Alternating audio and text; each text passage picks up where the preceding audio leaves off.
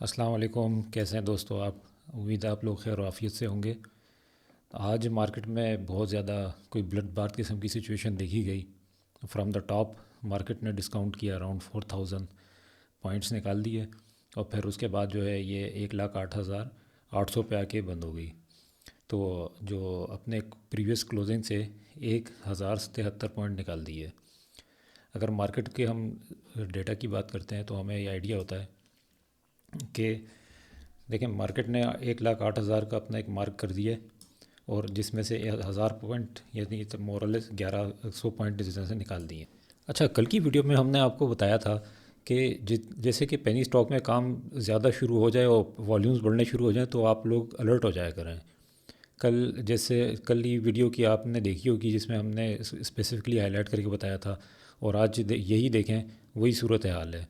वही penny stocks और वही उसके अंदर काम हुआ और नेगेटिव हुआ और एक सेंटिमेंट नेगेटिव क्रिएट हो गया। तो ये आगे जाके हम डिस्कस करेंगे कि ये क्या फैक्टर्स और हैं ऐसे जिन्होंने इफ़ेक्ट किया है। लेकिन आप लोग हमेशा ये याद रखा करें कि हमारी जो मार्केट है वो एक पैटर्न, इसमें शिफ्टिंग एंड स्वैपिंग चलती रहती है और कभी आपको इसमें इंडेक्स ड्रिवन स्टॉक्स परफॉर्म करते हुए नज़र आएंगे और कभी आपको जो है पेनी स्टॉक्स परफॉर्म करते हुए नज़र आएंगे और कभी कोई भी परफॉर्म नहीं करेगा। तो इसी का नाम मार्केट है और यही मार्केट की ब्यूटी है। अगर सेक्टर वाइज हम परफॉर्मेंस देखें तो आप लोगों को आइडिया होगा कि सबसे ज़्यादा कमर्शियल बैंक से पॉइंट निकाले। इन लोगों का वही इशू चल रहा है कि एडवांस टू डिपॉजिट रेशो के ऊपर जो मेंटेन ना कर पाए तो टैक्स लगेगा, या उसके ऊपर अब एक और कंसर्न भी खड़ा हो गया इन लोगों का कि क्या वो एवरेज पर मंथ के हिसाब से कलेक्ट किया जाएगा या ईयर एंड के हिसाब से होगा। तो गवर्नमेंट की टेबल पे ऑलरेडी ये चीज़ मौजूद है और कोई भी इसका डिसीजन आ सकता है। प्लस इसमें एक आप लोगों को आइडिया है कि इंटरेस्ट रेट का डाउन हो रहे हैं तो उसकी वजह से भी इम्पेक्ट है। माइनॉरिटी शेयर होल्डर्स के हवाले से एक बात आप लोगों को हम बता दें कि इंटरेस्ट रेट के कट होने से कोई इतना बड़ा इम्पेक्ट नहीं आना चाहिए। तो ये ओवरऑल जो है इनका एक लीगल इशू जो कि एक टाइप हो गया है। देखें मार्केट को हमेशा एक जो चीज़ नापसंद है वो है अनसर्टेनिटी। अगर मार्केट की कोई भी डायरेक्शन क्लियर हो जाए तो मार्केट उस जगह चल पड़ती है, सब फैक्टर डिस्काउंट कर लेती है। लेकिन जब ये एक पॉइंट जब माइंड में रहेगा कि क्या होने वाला है, तो इस क्या होने वाला है की वजह से जो है सारी चीज़ें डिस्टर्ब हो जाती हैं। जी, तो एज़ यूजुअल मार्डी ने आज भी संभाले रखा और ऑयल एंड गैस एक्सप्लोरेशन ने 134.8 की है। सीमेंट उसके बाद इंटरेस्ट रेट कमी होने की वजह से थोड़ा वो चला जिसमें लकी सर फेरिस्त है and so on so fourth. तो इतने कोई काबिल ज़िक्र पॉइंट्स एडिशन नहीं है, इस वजह से हम इसके ऊपर क्विकली गो थ्रू करेंगे। पॉइंट्स निकालने में सबसे ज़्यादा जो है लगभग 700 पॉइंट्स कमर्शियल बैंक से निकाल दिए, followed by fertiliser, automobile, oil and gas and power generation sectors. तो एक सेंटिमेंट चूँकि एक नेगेटिव डेवलप हो चुका था, इस वजह से आप लोग ये एक मार्केट जो है एक नेगेटिविटी का शिकार हुई और डिस्पोजल हुआ। अच्छा, एक हमारा जो आज आप लोगों ने ख़ास तौर पे नज़र रखनी है क्योंकि हम वीडियो थोड़ा पहले रिकॉर्ड कर रहे हैं और इसमें अभी फीपी लिपि का डेटा फाइनल नहीं हुआ। तो आप लोगों ने एक एक एक्सरसाइज ये ज़रूर करनी है कि इनके ऊपर नज़र रखनी है कि आज के मेजर बायर सेलर्स और कौन है। अगरचे सेलर्स में आपको इंडिविजुअल्स या ब्रोकर्स नज़र आएँ तो आप लोगों को हम समझेंगे कि मार्केट में एक फॉर द टाइम बीइंग किस्म का डिप आया है और ये रिकवरी हो जाएगी। लेकिन अगर ये म्यूचुअल फंड्स की तरफ से की तरफ से सेलिंग आई है तो आप लोग अलर्ट हो जाइएगा कि गोइंग फॉरवर्ड मार्केट मज़ीद डिप ले सकती है। अगर टेक्निकली हम मार्केट को असेस करें तो आप देखिएगा कि ये कल भी हमने चैनल डिस्कस किया था, ये उसी चैनल में मूव होती रही। फिर इसने इस चैनल को यहाँ पे ब्रेक किया और यहाँ पे इसने अब टॉप ऑफ द चैनल आज इसने अपना लगा लिया और उसके बाद अचानक से इसमें एक सेलिंग जनरेट हुई और नीचे आके इंडेक्स बंद हो गया। तो ये कल भी हम लोगों ने अलर्ट किया था कि आप लोगों ने यहाँ पे अपने पोजीशन को स्टॉप लॉस के साथ होल्ड करना है। और आज की सबसे अच्छी स्ट्रेटजी, चाहे सेलर वो इंडिविजुअल हों चाहे ब्रोकर्स हों, लेकिन वो लोग ज़्यादा इसमें कामयाब रहेंगे जिन्होंने आज अपने प्रॉफिट बुक कर लिए हैं, ताकि वो एक ज़हनी तौर पे मुतमईन भी रहेंगे कि हाँ उन्होंने प्रॉफिट बुक कर लिए हैं। बेशक मार्केट अगर अपने स्ट्रक्चर में चली भी जाए ऊपर वापस तो उससे एटलीस्ट उनको दोबारा अपॉर्चुनिटी मिलेगी बाइंग करने के लिए। इसके अलावा अगर हम आवरली देखें तो आप लोगों को एक आइडिया ये भी हो जाएगा कि मार्केट अपना आवरली स्ट्रक्चर ब्रेक कर चुकी है। अब ये जब इसने स्ट्रक्चर ब्रेक कर दिया इस चैनल से, तो ये अब जाके आपको हम समझते हैं कि एक ये आपको इस चैनल पे आके मिलेगी 1,08,000 से नीचे। अब 1,08,000 का ही आपने इसके अंदर स्टॉप लॉस रखते हुए काम करना है, लेकिन आपने इसमें क्विक एग्जिट की स्ट्रेटजी रखनी है। और मार्केट जब तक सेफ़ नहीं है, जब तक ये वापस अपने इस चैनल के अंदर ना आ जाए। अगर हम समझते हैं कि इसको अच्छी एक बाइंग अपॉर्चुनिटी आप लोगों को जब बनेगी, जब आप 1,11,000 से के पास इस मार्केट को देखें। अदरवाइज़ आपने कोई मार्केट में कल कोई न्यू बाइंग नहीं करनी, अदरवाइज़ आप लोग स्टक हो सकते हैं। अगर हम किसी काबिल ज़िक्र न्यूज़ की बात करें तो उनमें एक हमें ये लगती है, जो कि 9 दिसंबर की न्यूज़ है कि उज़्बेकिस्तान और पाकिस्तान के दरमियान जो टारगेट सेट हुई है वो है $1 बिलियन इनिशियली। तो गोइंग फॉरवर्ड हम इसका एक पॉजिटिव इम्पैक्ट कुछ कंपनीज़ के ऊपर देख सकते हैं। और आपको ये बताते चलें कि अभी कुछ टाइम पहले ही एक लॉजिस्टिक कंपनी ने इसके लिए एक लाइसेंस ऑलरेडी ले चुकी है, ताकि वो अपने ट्रांसपोर्टेशन कराची पोर्ट से या अफ़गानिस्तान के रूट के थ्रू यहाँ पर जाएं। तो आप लोगों ने इसके ऊपर भी नज़र रखनी है कि इसका कोई अच्छा इम्पैक्ट डेवलप हो सकता है एक लॉजिस्टिक कंपनी पर। दूसरी तरफ हम देखें तो सिस्टम्स लिमिटेड ने एक बोर्ड मीटिंग बुलाई है अपनी, तो आप लोगों ने इस पर भी नज़र रखनी है। इसकी वजह से कोई एक सिस्टम्स के अंदर कुछ एक्टिविटी जनरेट हो सकती है। तो इसका ऑलरेडी टारगेट जो है अबव 600 हम एक्सपेक्ट कर रहे हैं। तो ये आगे एक अच्छा मोमेंटम दे सकती है। प्लस एक इन्वेस्टर पॉइंट ऑफ व्यू से बड़ी सेफ़ एंड साउंड कंपनी है। तो वी एक्सपेक्ट के सिस्टम्स के अंदर गोइंग फॉरवर्ड एक अच्छा जंप आएगा। और ये एक सेफ़ इन्वेस्टमेंट स्टॉक है। मैं एक लाइन में समअप करूँ तो आपको इसका ईयर ऑन ईयर केगर तकरीबन 25% के करीब एक्सपेक्ट कर रहे हैं। कि इट मीन्स कि अगर आप इसमें इन्वेस्टमेंट करते हैं तो हर साल मोर और लेस 25% आपका पैसा ग्रो होता रहेगा। आप सिर्फ डिविडेंड की तरफ भी फोकस ना किया करें, बल्कि देखा करें कि ग्रोथ स्टॉक कौन से हैं और उनको आइडेंटिफाई करके जन है। एक और काबिल ज़िक्र न्यूज़ सिटी फार्मा से रिलेटेड है, जिसमें सिटी फार्मा, मार्टिन डाउ एंड किंगबू फार्मेटिक, इन तीनों ने मिलकर एक इंडोनेशिया में एक state of the art facility बनाने के लिए एमओयू साइन किया है। सबसे पहले तो आप ये जहन में ले लें कि ये एक एमओयू है, ये भी कोई कॉन्ट्रैक्ट नहीं हुआ। दूसरी बात यह है कि मुझे समझ नहीं आता कि ये लोग अगर ये फैसिलिटी इंडोनेशिया में बनाएंगे तो ये किस तरीके से पाकिस्तान में की इंपोर्ट की डिपेंडेंसी कम करेगी।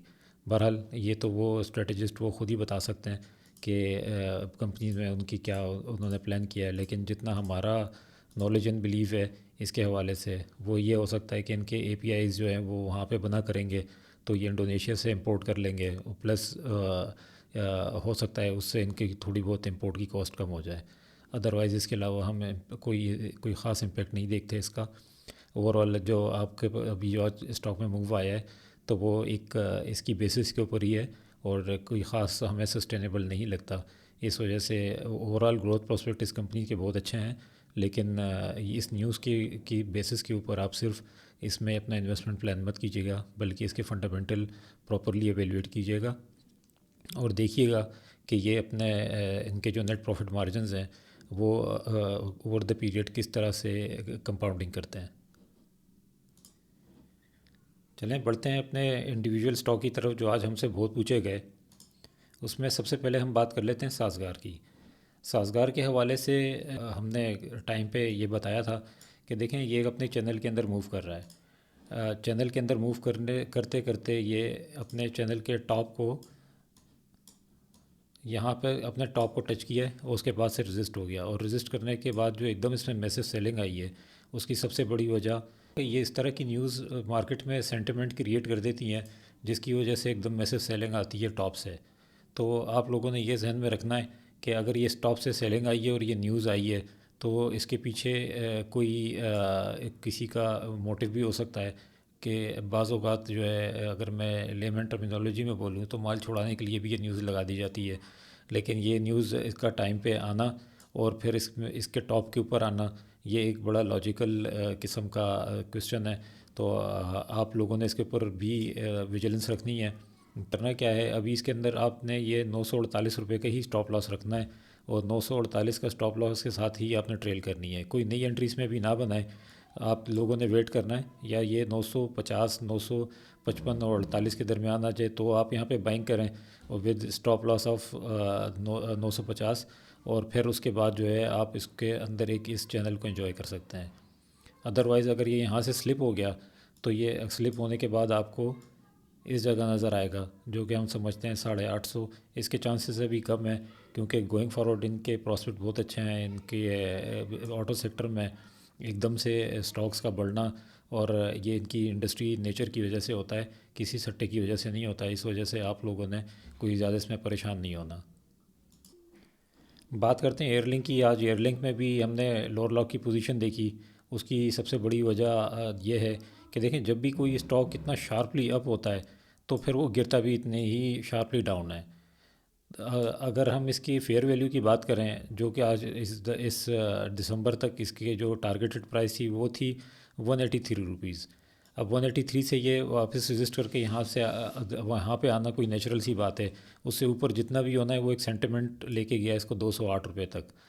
तो आप लोगों ने ये जहन में रखना है कभी भी इस तरह से स्टॉक में, कि जब आपका कोई एक टारगेटेड वैल्यू मीट हो जाए तो कोशिश किया करें उसमें से एग्ज़िट कर जाया करें, और बहुत कम क्वांटिटी में उसको शेयर्स को रखा करें, क्योंकि वो जस्ट उसके लिए एक ऐसी स्ट्रेटजी बनाएं कि जो आपका प्रॉफिट आप अर्न कर चुके हैं उसके इक्वलेंट शेयर्स उसमें छोड़ दें, और बाकी सारा उसमें से अपना कैपिटल बाहर कर लें।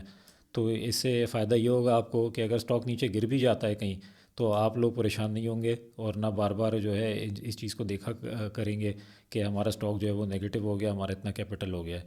अगर जाएगा भी तो आपका प्रॉफिट में से जाएगा, आपका कैपिटल आपका बाहर है, तो आप और कॉन्फिडेंस के साथ इसमें ट्रेड कर सकेंगे।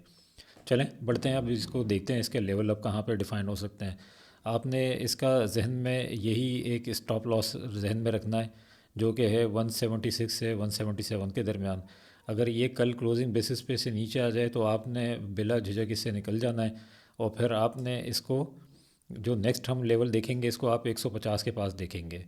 अब 150 के बाद आप इसमें थोड़ी थोड़ी एकमुलेशन कीजिएगा, और 135 देन 125 आप लोगों ने ये जहन में रखना है कि इसका जो एक्यूमुलेशन टारगेट बनेंगे हमारे हिसाब से वो बनेगा, इसका थोड़ा सा बाइंग एरिया इसका बनेगा अगर ये कल स्लिप हो गया यहाँ से, तो 135 के बाद और फिर 125 के बाद।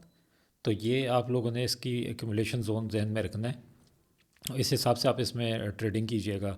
150 के ऊपर थोड़ा बहुत इसके ऊपर एक्यूमुलेशन हो जाती है तो ठीक है, अदरवाइज़ आपको जो भी मैंने थोड़ा बताया है आप ये रेट जहन में रखिएगा। हाँ, अगर ये स्टॉक यहाँ से अब मोमेंटम दिखा दिया तो ये वापस टच करेगा 200 को और 208 को, जिसके चांसेस मुझे अभी थोड़े कम लग रहे हैं क्योंकि मार्केट में सेंटिमेंट थोड़े नेगेटिव हैं। जी तो दोस्तों, ये था हमारा आज का क्विक मार्केट रैप अप।